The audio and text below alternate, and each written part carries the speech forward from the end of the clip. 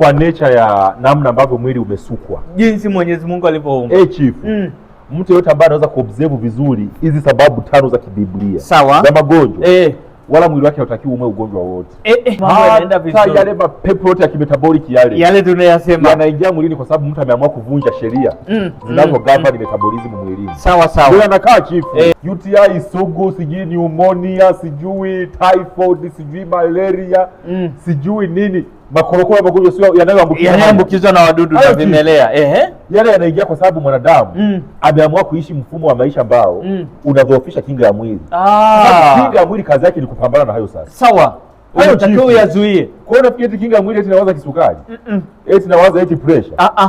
Yenyewe inapambana na hizo microorganisms. Sawa. Wadudu chifu wauliwe na kinga ya mwili. Na sisi tunamwambia hapa kwenye kliniki ya kimungu. Mtu yote ambaye anaweza kuishi vizuri kwa kuzingatia kanuni za kiafya kabisa zenyewe kama tunavyozisema hapa. Ndio. Mwili wake chifu. Hakuna pepo la magonjwa yanayoambukiza. Yuko fresh. Wala hakuna pepo la magonjwa yasiyoambukiza. Yuko fresh. Free kabisa.